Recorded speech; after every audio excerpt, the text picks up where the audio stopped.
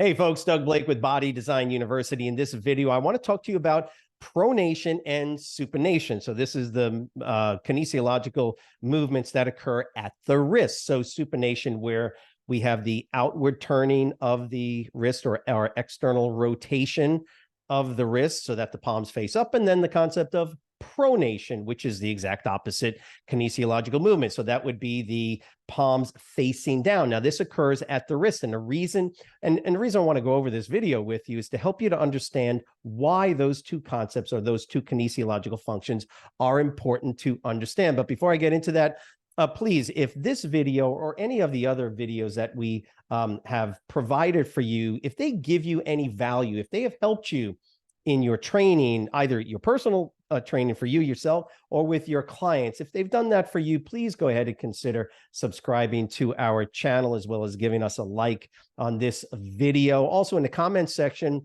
give us some feedback on the video if it helped you, as well as if you would like to see new content as well. We are more than happy to do that for you. Okay, back to pronation and supination. We all know about it when we're doing dumbbell curls. We all try to pull up this way and turn our wrists out like that, and we squeeze the bicep at the top. Well, why are we able to do that? And why do some people prefer to do hammer curls, like me, hammer curls?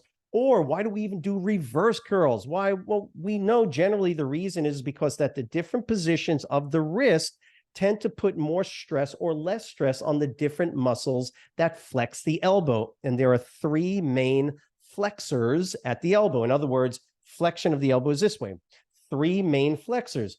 And each one of those, well, let me put it to you this way. They all work, no matter which position, pronated or supinated. They all are working, but which one becomes sort of the primary driver of flexion power, right, in these different positions? Well, in a supinated position like this, the biceps brachii, what we call the bicep, right? So in a supinated position with the palm facing up, like bowl of soup, hand somebody a bowl of soup, supination, right?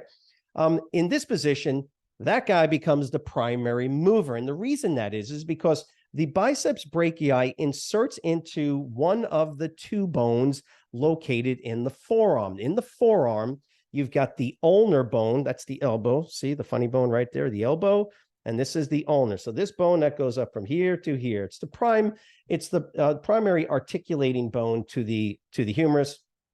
And then there is the radius, which is on the thumb side. So I always think of the ulnar, pinky side is the ulnar, radius is the thumb, right? So you'll notice that when I rotate, it's more that the thumb is sort of rotating, right? The pinky kind of stays in its own position right here, but it's the radius that rotates up and around the ulnar.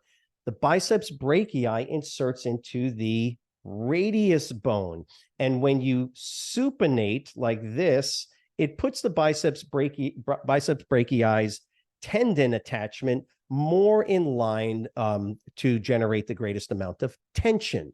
This is one of the reasons why if you go from here and you pronate, you'll see that your bicep lengthens a little bit. So if we supinate at the wrist, then the bicep brachii is able to shorten more. It can generate greater power, which is why it becomes, for the most part, the primary mover of a dumbbell curl when you are in a supinated position. Now, going from supinated, the second muscle that we look at is if we go into what's known as a hammer curl. You all done these, right?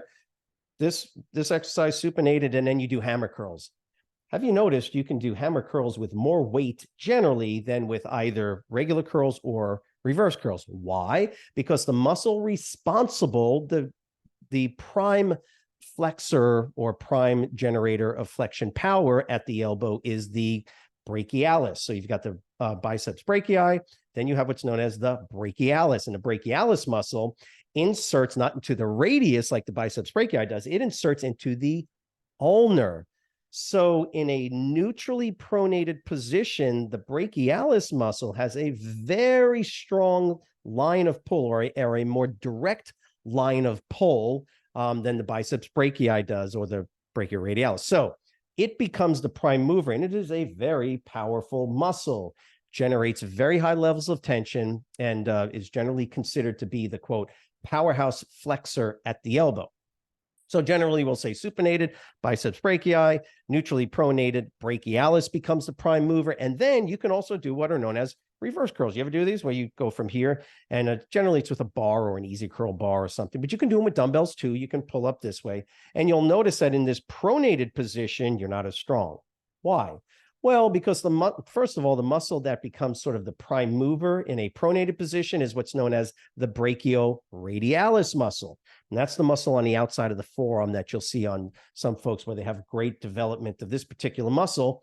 And that's responsible for flexing, elbow flexion when you are in a pronated position. It also, here's one of the other reasons why you're weaker, is because the biceps brachii in a pronated position is in a very poor biomechanical position because of the line, the line of force that is generated, and therefore the tension capability of the biceps brachii and its tendon attaching into the radius. So when it comes over this way, you lose some biomechanical power generation. Same thing sort of with the brachialis, but the brachialis is always kind of the prime mover, just so you know. But the brachioradialis then becomes way more involved when you're doing pronation. So again, keep in mind, ulnar radius, biceps brachii, supinated position, brachialis, neutrally pronated position, brachioradialis, more so when you're in a pronated position. I hope that this was helpful and it clarified for you any questions you might have had about the positioning of the wrist, which muscles are involved with elbow flexion when you do it. Remember that if you want to become a certified, qualified personal trainer, please click on the link in the description box for sure. Again, if this was helpful, you understood what I just explained, or clarified something that you might not have understood really well, type the word understand in the comment section. Also, keep in mind, every Wednesday night, we have fun with this game called Quizlet Live. If you use Quizlet, but you've never used Quizlet Live, you're missing out. We take it up a whole nother level. It's a lot of fun. It's very fast and very helpful when you're studying for your exams. Okay, so just keep that in mind every Wednesday night. That's right, 6 o'clock. I forgot to tell you. 6 p.m. Eastern Standard Time, 5 Central, 4 Mountain, 3 Pacific. So 6 p.m. Eastern Time. Please come and join us for that. A lot of fun. 30 minutes, 6 to 6:30 p.m.